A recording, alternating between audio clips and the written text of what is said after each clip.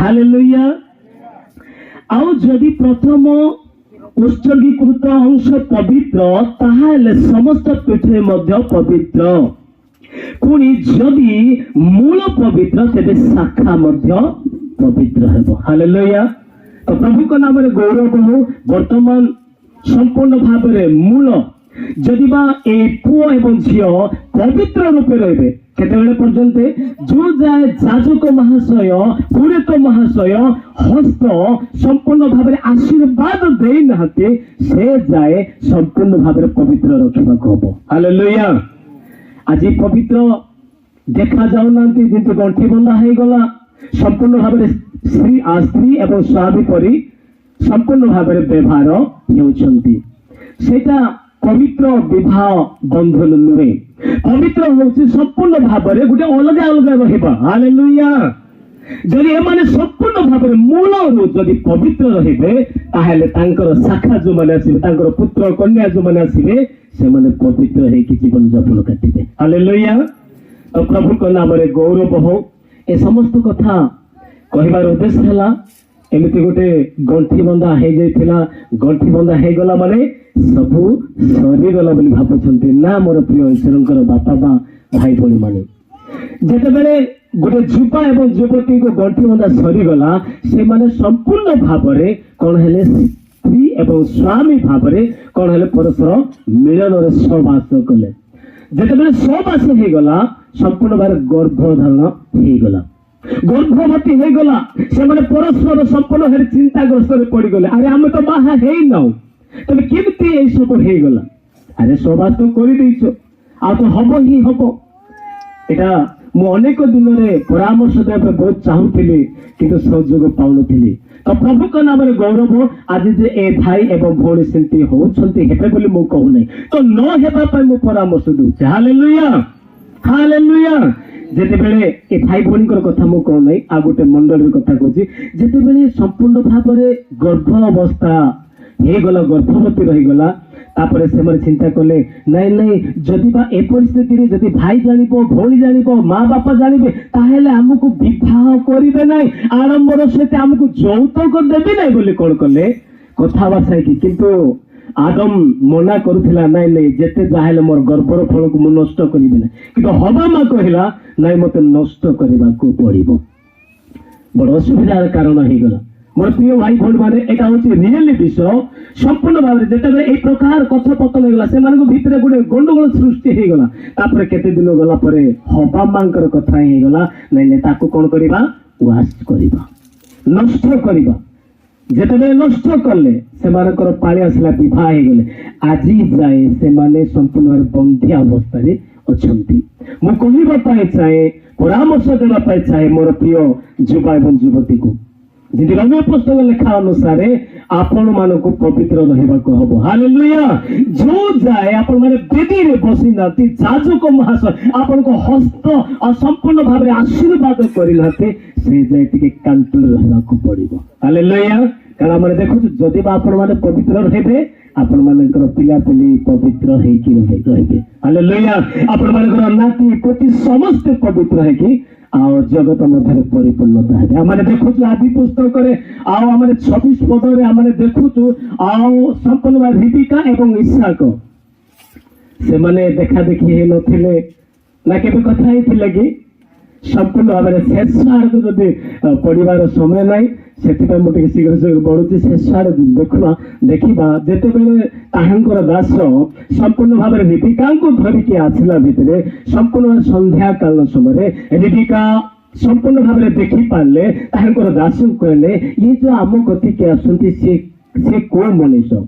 ଇଏ ମୋର ପ୍ରଭୁ ବୋଲିକି ପ୍ରକାଶ କଲେ। ହାଲେଲୁୟା। ଯେତେବେଳେ ପ୍ରଭୁ ବୋଲି ସମ୍ପୂର୍ଣ୍ଣ ଭାବରେ ତାଙ୍କର ସ୍ୱାମୀ ବୋଲି ସେ କଣ କଲେ? ମୁହଁକୁ ଉଠିଣି ଦେଲେ। ହାଲେଲୁୟା। ଆଜି ତ ଆମର ଭଉଣୀ ମାନେ ଆଉ ଝିଅ ମାନେ ଉଠିଣି ଦେଉନାହାନ୍ତି ସମ୍ପୂର୍ଣ୍ଣ ଭାବରେ।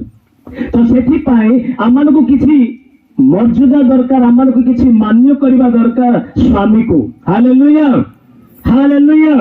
ସେଥିପାଇଁ ମୋର ପ୍ରିୟର ଈଶ୍ୱରଙ୍କର ଭାଇ ଏବଂ ଭଉଣୀ, ସମ୍ପୂର୍ଣ୍ଣ ଭାବରେ ସେ ରିବିକା ଇସାକଙ୍କ ପରି ଆପଣଙ୍କୁ ରହିବାକୁ ପଡିବ। ଯେ ଯାଏ ଯାଜକ ମହାଶୟ ପ୍ରଭୁଙ୍କର ଦାସମାନେ ଯୋଉ ଯାଏ ଆପଣ ମାନଙ୍କୁ ସମ୍ପୂର୍ଣ୍ଣ ଭାବରେ ଆଶୀର୍ବାଦ କରିନାହାନ୍ତି ସେ ଯାଏ ପର୍ଯ୍ୟନ୍ତ ସମ୍ପୂର୍ଣ୍ଣ ଭାବରେ ପୃଥକ ହେଇକି ରହିବାକୁ ପଡିବ। ହାଲେଲୁୟା। ହେଲେ ଯାଇକି ନିଶ୍ଚିତ ଭାବରେ ଆପଣ ମାନଙ୍କ ମଧ୍ୟରେ ଆଶୀର୍ବାଦ ବର୍ତ୍ତିବ। ଯଦି ନାହିଁ ଆଉ ଗୋଟେ ଆକ୍ଟ ଲାଗିବ ସମ୍ପୂର୍ଣ୍ଣ ଭାବରେ। ସେଥିପାଇଁ ମୁଁ କହୁଥିଲି ଯେ ଯେତେବେଳେ ଏଇ ଆକ୍ଟ ଲାଗିଲା ଆଜି ଯେ ସେମାନେ ସମ୍ପୂର୍ଣ୍ଣ ଭାବରେ ଅନେକ ଚିନ୍ତାଗ୍ରସ୍ତ ହେଲେ। ବେଳେ ବେଳେ ସମ୍ପୂର୍ଣ୍ଣ ପରିବାର ଭାଙ୍ଗିଲା ପରି ହେଇଯାଉଛି। ଯଦି ପିଲା ଛୁଆ ନହେଲା ଆଉ କଣ ହବ ବାପା? ତୁ ଗୋଟେ ବାନ୍ଧିଲେ ଏଠି ମାତ୍ର ତା ପୂର୍ବରୁ ହେଇଯାଇଥିଲା କିନ୍ତୁ ଦୁଇ ପ୍ରାଣୀ ଭୁଲ କଲେ। ସେଥିପାଇଁ ସେ ଭୁଲ ନ କରିବା। ହାଲେଲୁୟା। ଏଇ ଯୋଉ ସ୍ୱର ଶୁଣୁଛନ୍ତି ଯେତେ ଯୁବା ଯୁବତୀ ମାନେ ସମ୍ପୂର୍ଣ୍ଣ ଭାବରେ ଶୁଣି ରଖନ୍ତୁ। ଯଦି ବା ଆପଣଙ୍କୁ ପବିତ୍ର ରଖିବାକୁ ହେଲେ କିଛି ପୃଥକ ରହିବାକୁ ପଡିବ। ହାଲେଲୁୟା। ଯଦି ଆଶୀର୍ବାଦ ମଣ୍ଡଳୀ ମଧ୍ୟରେ ପାଷ୍ଟର ମଧ୍ୟରେ ଯଦି ଆଶୀର୍ବାଦ ପାଇବାକୁ ହେଲେ ଆପଣ ଆପଣଙ୍କୁ ପୃଥକ ରଖିବାକୁ ପଡିବ। ବୋଲେ ଯୀଶୁ ମହାରାଜ କି ହାଲେଲୁୟା ହାଲେଲୁୟା।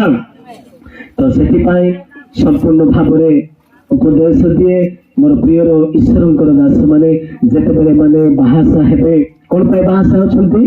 ଯେତେବେଳେ ସ୍ତ୍ରୀ ପଡିବ ସ୍ୱାମୀ ଉଠିବ। ଯାହା ଆମେ ଉପଦେଶରେ ଆମେ ଦେଖିବାକୁ ପାରୁଛୁ 4 ଏବଂ 10 ପଦରେ ଆଉ ପୁଣି ତଳଂଶରେ 12 ପଦରେ ଯେତେବେଳେ ମାନେ ଯୋଡି ହେବେ ସେ ଯୋଡି କେବେ ବି ଛିଡ଼ିବ ନାହିଁ। ହାଲେଲୁୟା। କାରଣ ଈଶ୍ୱରଙ୍କର ସାନ୍ନିଧ୍ୟରେ ସେମାନଙ୍କର ଗଣ୍ଠି ବନ୍ଧା ହେଇଛି। ଈଶ୍ୱରଙ୍କର ସାନ୍ନିଧ୍ୟରେ ସେମାନେ ବିବାହ ବନ୍ଧନରେ ଆବଦ୍ଧ ହେଇଛନ୍ତି। ଆଜି ଅନେକ ଯୁବା ଯୁବତୀ ସେ ପ୍ରକାର ପବିତ୍ର ବିବାହରେ ଆବଦ୍ଧ ରହୁନାହାନ୍ତି। ସମ୍ପୂର୍ଣ୍ଣ ଭାବରେ ଯାହା ମାନେ ଦେଖିପାରୁଛୁ ଆଜି ବାପା ମାଙ୍କୁ ଡରୁନାହାନ୍ତି, ମଣ୍ଡଳୀକୁ ଡରୁନାହାନ୍ତି, ଚାଳକ ପାଳକ ମାନଙ୍କୁ ଡରୁନାହାନ୍ତି। ହୁଏତ କହିବାଟା ଆପଣ ମାନଙ୍କୁ କିଛି ତିକ୍ତ ଲାଗିପାରେ କିନ୍ତୁ ସେବକ ଭାବରେ ମୁଁ ବାଧ୍ୟ ହେଇକି କହିବି। ହାଲେଲୁୟା। କଣ ପାଇଁ କହିବି? ଆପଣ ମାନଙ୍କର ମଙ୍ଗଳ ପାଇଁ, ଆପଣ ମାନଙ୍କର ଆଶୀର୍ବାଦ ପାଇଁ। ଆପଣ ଯେତେବେଳେ ଆଗରୁ ସମ୍ପର୍କ ରଖିଯାନ୍ତି ଯାହା ମଲାକି ପୁସ୍ତକରେ 200 ପଦ ଲେଖାଛି ଆଉ ଛାଡି ମଧ୍ୟ ଦଉଛନ୍ତି କି ନାଇଁ? ଛାଡି ଦଉଛନ୍ତି। କାହିଁକି ବୋଲେ ସବୁ ଯାକ ଖାଇଲା ପରେ ପିତା ଲାଗିଲା ପରେ ଆଗରୁ ଆଡଭାନ୍ସ ବିବାଦ ହେବା ପୂର୍ବରୁ ଖାଇଲା ପରେ ମୁଁ ତା ଅର୍ଥ କହୁନାହିଁ ଯେ ବାବୁ ଏମିତି କରିବେ ବୋଲି ମୁଁ କହୁନାହିଁ, ନ କରନ୍ତୁ ବୋଲିକି ପରାମର୍ଶ ଦଉଛି। ହାଲେଲୁୟା। ବାପା ମାର ଇଜ୍ଜତ ରହିବ ଆଉ ଏପଟର ବାପା ମାର ଇଜ୍ଜତ ରହିବ ସମ୍ପୂର୍ଣ୍ଣ ଭାବରେ ଆଉ ମଣ୍ଡଳୀ ମଧ୍ୟ ଇଜ୍ଜତ ରହିବ। ଯଦି ବା ଭଲ ଭାବରେ ପ୍ରଭୁଙ୍କର ବାକ୍ୟ ଅନୁସାରେ ଯଦି ଆପଣ ମାନେ ଚାଲିବେ ମଣ୍ଡଳୀ ବି ଖୁସି ହେଇଯିବ। ଆଉ ପୁଣି ଆପଣ ମାନେ ଯାହା ଯାହାକୁ ଆମନ୍ତ୍ରଣ ନିମନ୍ତ୍ରଣ କରିଛନ୍ତି ପ୍ରତ୍ୟେକ ମଧ୍ୟ ଖୁସି ହେଇକି ଆନନ୍ଦରେ ଆପଣ ମାନଙ୍କର ବିବାହରେ ଏକ ଉତ୍ସବରେ ଆପଣ ମାନଙ୍କୁ କଣ କରିବେ? ଆନନ୍ଦର ସହିତ ଆପଣଙ୍କୁ ବିଦାୟ କରିବେ। ବୋଲେ ଯୀଶୁ ମହାରାଜ କି ହାଲେଲୁୟା। ଯାହା ଗୀତ ସଙ୍ଗୀତରେ ଲେଖା ହେଇଛି ଯଦି ସେହି ପ୍ରକାର ବାକ୍ୟ ଅନୁସାରେ ଯାଉଛନ୍ତି ଯାହା 28 ଏବଂ 3-4 ପଦରେ ସ୍ପଷ୍ଟ ଭାବରେ ଲେଖାଯାଇଛି କଣ ହେବ? ଆଶୀର୍ବାଦ ହେବ। ପ୍ରଭୁ ପ୍ରଥମେ ପ୍ରଭୁଙ୍କୁ ଭୟ କରିବ, ଦ୍ୱିତୀୟରେ ବାପା ମାଙ୍କୁ ଭୟ କରିବ, ତାପରେ ତୃତୀୟରେ ମଣ୍ଡଳୀକୁ ଭୟ କରିବ, ଆଉ ପୁଣି ଚାଳକ ବନ୍ଧୁ ମାନଙ୍କୁ ଭୟ କରିବ। ଏ ସମସ୍ତ ଭୟର ସହିତ ଯଦି ଆପଣ ଚାଲିବେ ତାହେଲେ ଅଭିଶାପ ହବ ନାହିଁ, ଆଶୀର୍ବାଦ ଆଗ୍ରହ ହବ। ଆପଣ ମାନଙ୍କର ଚାରିଆଡେ ମେଜର ଆପଣ ମାନଙ୍କର ଚାରିଆଡେ ସନ୍ତାନ ମାନେ କଣ ହବ? ଚାରା ପରି ଉତ୍ପନ୍ନ ହେବେ। Hallelujah hallelujah. ତ ପ୍ରଭୁଙ୍କ ନାମରେ ଗୌରବ। ତ ପାଗର ପରିସ୍ଥିତିକୁ ମୁଁ ଟିକେ ଆହୁରି ବିଷୟ ଟିକେ କହିବା ପାଇଁ ଚାହୁଁଥିଲି। ମୁଁ ଏତିକିରେ ମୁଁ ସମାପ୍ତି କରୁଛି।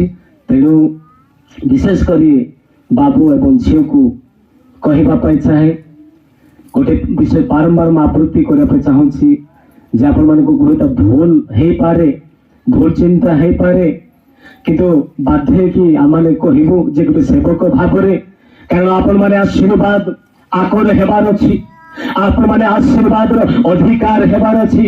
ତାହେଲେ ସମ୍ପୂର୍ଣ୍ଣ ଭାବରେ ବାକ୍ୟ ଅନୁସାରେ ଚାଲିବାକୁ ପଡିବ। ପ୍ରଭୁଙ୍କର ଦାସ ମାନଙ୍କର ପରାମର୍ଶ ଅନୁସାରେ ଚାଲିବାକୁ ପଡିବ। ତା ପୂର୍ବରୁ ଏଇଟା ଗୋଟେ ଅଛି, ତା ପୂର୍ବରୁ ଏଇଟା ସମ୍ପୂର୍ଣ୍ଣ ଭାବରେ ସଂଯୁକ୍ତ କରାଉଛି।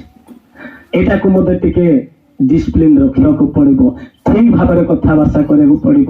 ବେଶୀ ଆସେସ୍ ହେଇଗଲେ କଣ ହେଇଯାଉଛି? ବେଶୀ ଖାଇଲେ ପୁଣି କୁକୁଡ଼ା ମାଂସ ପିତା। ତ ବେଶୀ ପୁଣି ଆଉ କଞ୍ଜାମେରାଙ୍ଗାର ଯଦି ଏପଟେ ଠିକ ଠାକରେ କଥାବାର୍ତ୍ତା ହୁଅନ୍ତୁ। ଆମେ ଚାହୁଁନୁ କେବେ ବି ମଣ୍ଡଳୀ ପାଷ୍ଟର ଟାଉନ ଏମାନଙ୍କ ଭିତରେ ଗୋଟେ ଛିନ୍ନ ଭିନ୍ନ ନ ହଉ। ହାଲେଲୁୟା। ଏମାନଙ୍କ ଭିତରେ ଆଜି ଠାରୁ ଯେ ଦ୍ୱିତୀୟ ଆଗମନ ପର୍ଯ୍ୟନ୍ତ ସମ୍ପୂର୍ଣ୍ଣ ଭାବରେ ଆଶୀର୍ବାଦରେ ପରିପୂର୍ଣ୍ଣ ହୁଅନ୍ତୁ ବୋଲି ଆମମାନଙ୍କର ଆଶା ଏବଂ ଭରସା।